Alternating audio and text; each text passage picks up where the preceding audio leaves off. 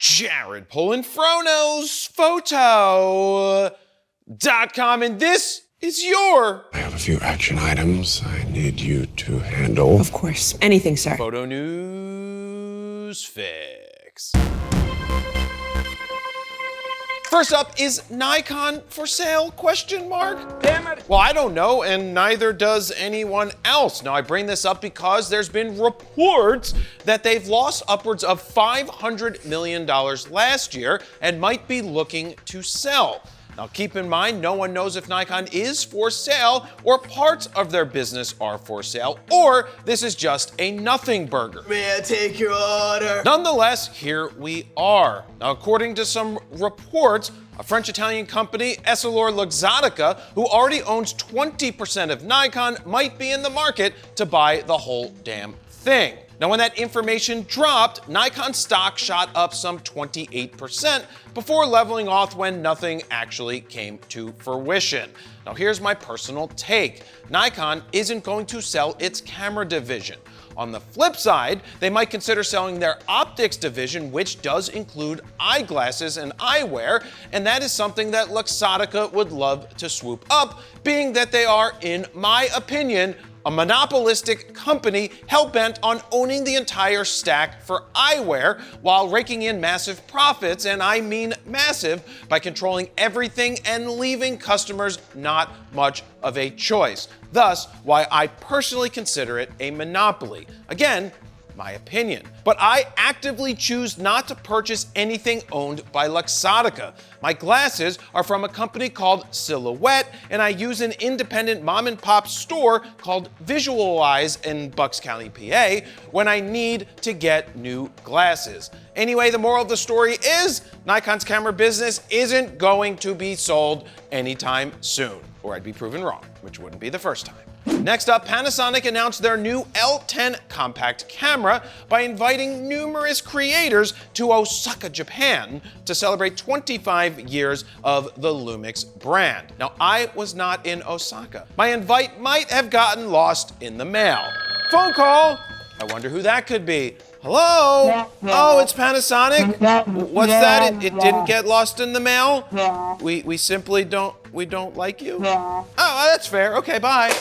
Anyway, they'll probably like me even less after we look at the camera's main spec. Now, the L10 is a compact, get this, micro four thirds camera. Dad! We all know my thoughts on micro four thirds. Dead. And I'm sure someone in the comments will be like, this proves you wrong, Jared, about it being dead. Dead. Now let me tell you why I don't think the L10, even though I haven't used it, would not be a good choice based on the simple fact that the Fuji X100 exists with an APS-C sensor. And though I didn't get a chance to use the L10, Chris Nichols from Petapixel went hands-on and said this: the L10 feels very similar in size and weight to the Fujifilm X100. The Fuji is $300 more than the $1,500 Lumix, and to me that extra $300 would be well worth it if you spent it. Look, I don't care what you shoot with at the end of the day. You can get great results with anything if you know what you're doing. Now, if you're investing in a compact camera, wouldn't you prefer a bigger sensor over a smaller sensor that it doesn't even use the entire sensor anyway? It's in a similarly sized and priced camera. And yes, sensor size does matter. Stop making excuses to defend these things. If it were $600 or $700 less than the Fuji camera, then have at it. But it's not. Do you agree or disagree with me? Let me know down below. This fix is brought to you by Storyblocks, which has been an invaluable asset for us for well over 10 years at this point. Storyblocks gives us unlimited access to royalty-free photos, videos, music, sound effects, vectors, motion backgrounds, and so much more for one subscription cost, which means, of course, you never pay per clip. Now, on top of that, there's a Storyblocks plugin for Adobe Premiere that is going to allow you to search all of Storyblocks right from Premiere, which is a huge time saver. Now, we pretty much use something from Storyblocks in every single video that we make. In fact, in honor of all the new gear that's been announced in the last couple of weeks, here's a clip of a package being delivered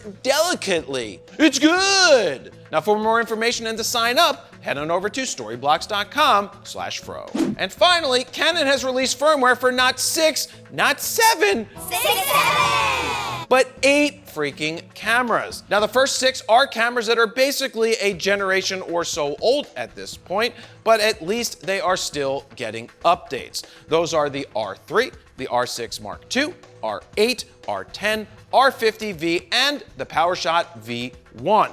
Now, most of the updates are general bug fixes and nothing too major to write home about, but where we see some major updates and bug fixes are in the R1 and R5 Mark II. Now, there's 2 major updates I've been asking for from Canon for years, and I think I only got one of them, and that's the ability to activate and deactivate pre-continuous shooting with a press of a button. Well, it's about time! Now, it's still kind of shocking to me that that wasn't there at launch, but it was there at launch of the R6 Mark III. But hey, at least we finally have it. And the other update I've been asking for the last 5 or so years is the ability to record my EVF. What the hell for, man? For educational purposes, so you could see what's happening inside of the camera without losing the use of the actual EVF. Now, I see here that they added the ability to show playback and menu screens when outputting to 2 screens via HDMI display during connection. Phone call. I wonder who that could be.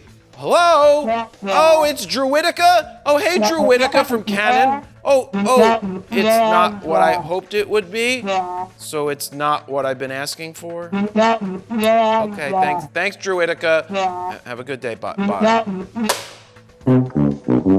Now, before you say, Jared, why didn't you just test this firmware out yourself? Well, it's simple. This firmware just came out a few hours ago, and I wait at least 2 weeks.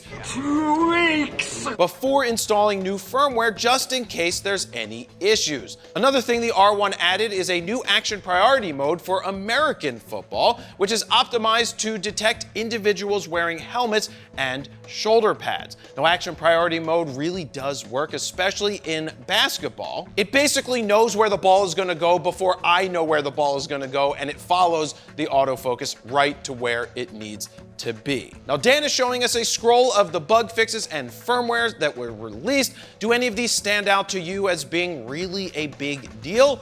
Let me know down below. And there you have it. That's your photo news fix this time around. Thank you very much for watching. Jared Polin, FroKnowsPhoto.com. See ya.